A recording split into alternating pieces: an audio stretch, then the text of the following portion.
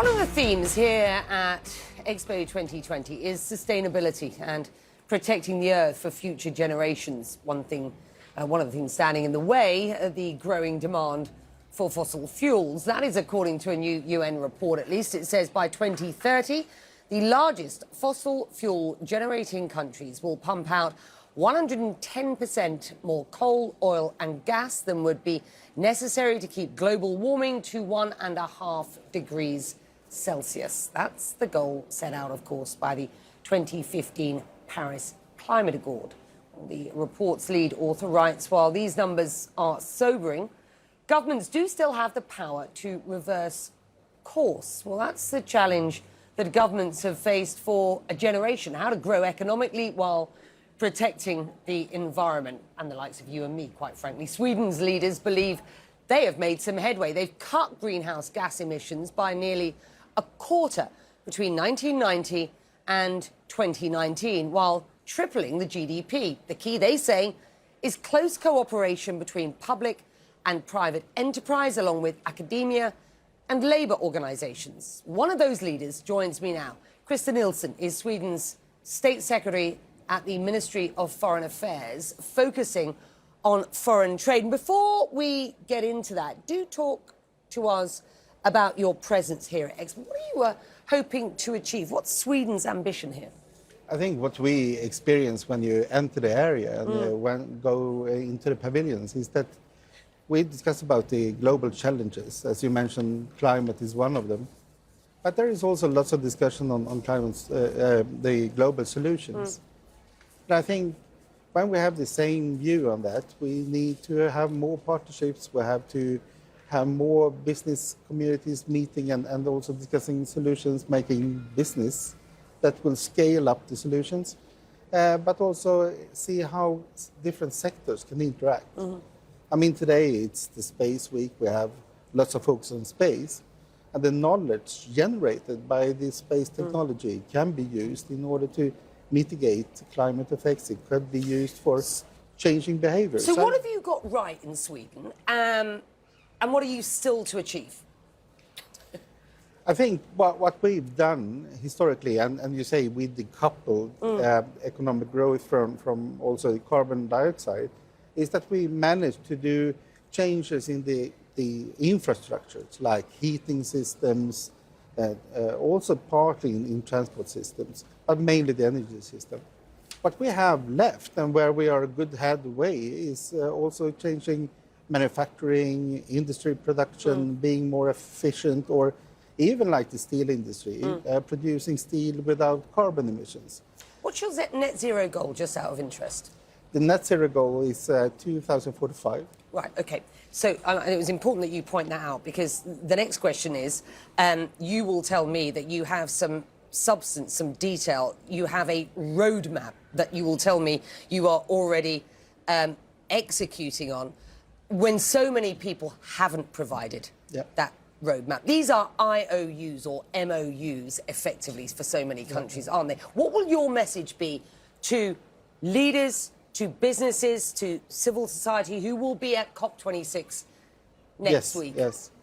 Now, one of the most important issues is, of course, the carbon pricing. And I think there is lots of different initiatives globally on that. We were one of the first countries to introduce a pricing on carbon dioxide emissions. I think that helped very much in creating the incentives for change. And we have to look more into that in different arenas as well, and see if we can expand. Can we find new mechanisms for that? One of Sweden's sustainable development goals is to be the world's first fossil-free welfare state. Yeah.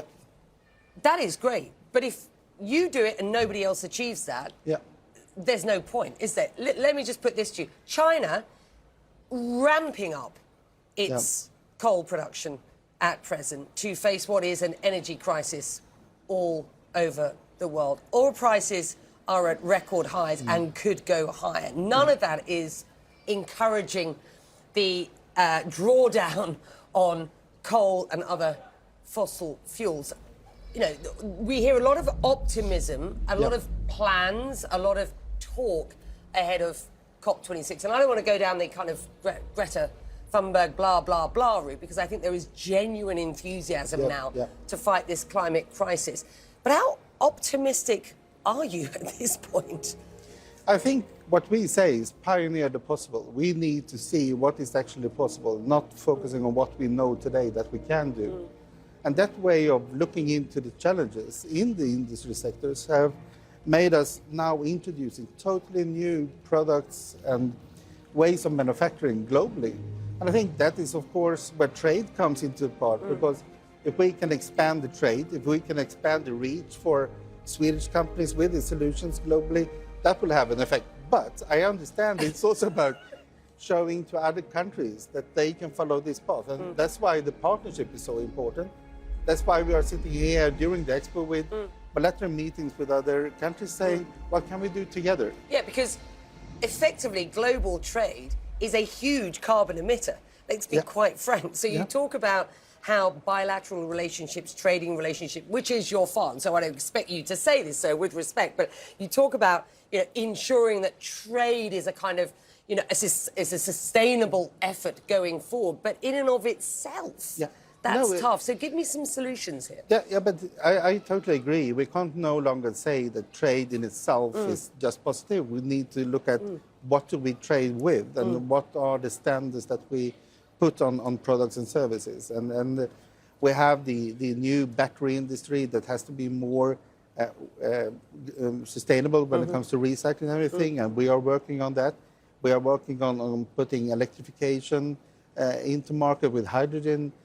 We see that we can have steel industry, cement industry.